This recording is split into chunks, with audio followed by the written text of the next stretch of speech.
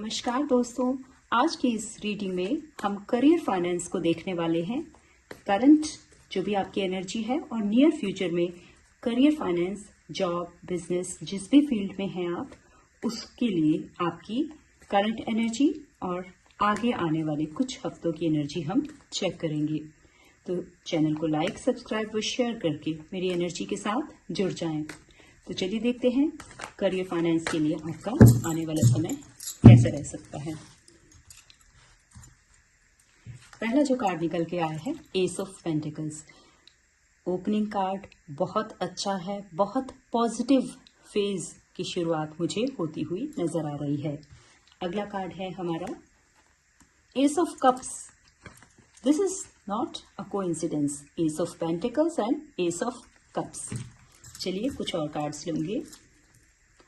The magician, ये कोई magic ही हो रहा है। मुझे ऐसा लगता है कि 78 कार्ड्स में से सभी बेस्ट कार्ड्स निकल के चुन चुन के आना, तो ये डेफिनेटली कोई ना कोई मैजिक ही मुझे होता हुआ नजर आ रहा है। आगे देखते हैं। डेथ का कार्ड है।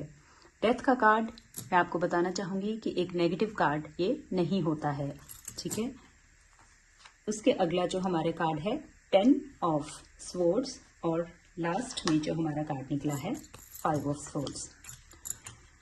बड़ी ही मिक्स्ड रीडिंग है। पहले के 3 कार्ड बहुत ज़्यादा पॉजिटिव है और बाद के जो 3 कार्ड्स हैं, बाद के जो 2 कार्ड्स हैं वो मैं कहूँगी कि पॉजिटिव नहीं है, लेकिन डेथ का कार्ड पूरी तरह से हम इसको नेगेटिव नहीं कह सकते हैं।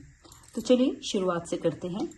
ऐसे लग रहा है कि आने वाला समय आपके लिए एक बहुत अच्छी अपॉर्चुनिटी लेकर आएगा और इस अपॉर्चुनिटी के साथ मुझे आपके इमोशंस जुड़े हुए लग रहे हैं।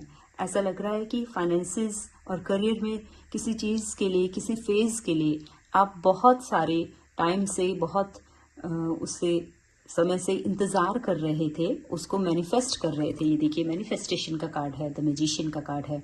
बहुत समय से जिस अपॉर्चुनिटी को आप मैनिफेस्ट कर रहे थे, वो अपॉर्चुनिटी फाइनली आपके दरवाजे पर दस्तक देने वाली है और ये विद इन 6 वीक्स होगा।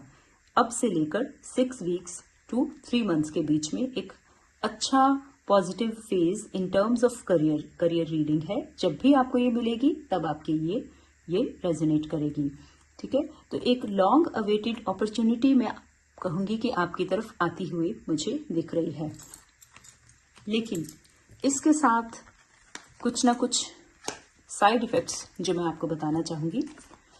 ये तो हम सभी जानते हैं कि हमारी लाइफ में जब भी कोई नई शुरुआत होती है तो साथ में किसी एंडिंग को लेकर आती है, या फिर कहें कि जब भी कोई एंडिंग होती है तो एक नई शुरुआत को लेकर आती है, ठीक है।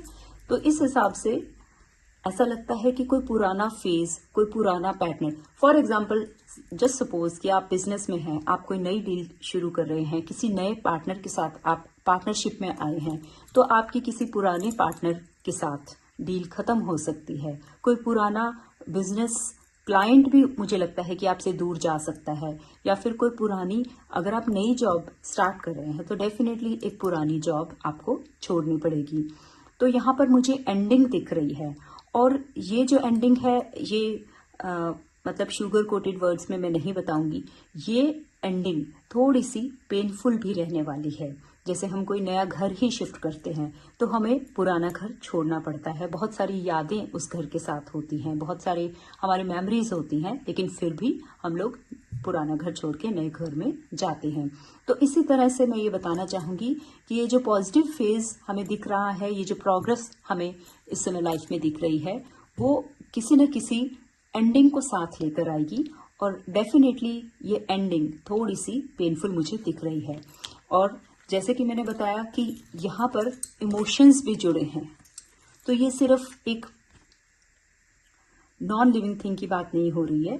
जो भी आपके पास अपॉर्चुनिटी आएगी, अगर पुराना क्लाइंट जा रहा है, पुरानी पार्टनरशिप्स जा रही हैं, तो ऐसा लगता है कि कुछ ना कुछ पेन वो देकर जाएगा। और साथ में इंडिकेशन ये भी आ रही है कि हो सकता है कि आप नया काम तब शुरू कर रहे हैं क्योंकि पुराने काम में आपको धोखा मिला है, पुराने लोगों ने आपको धोखा दिया है। आपके बहुत ही क्लोज, जो जिन पर आप आंखें बंद करके भरोसा करते थे, ऐसे कुछ लोगों ने आपको पेन दिया है, ठीक है। तो ये जो पॉजिटिव फेज है ये साथ में अपने जो साइड इफ़ेक्ट्स लेकर आ रहा है, मैं उनके बारे में बात कर रही हूँ।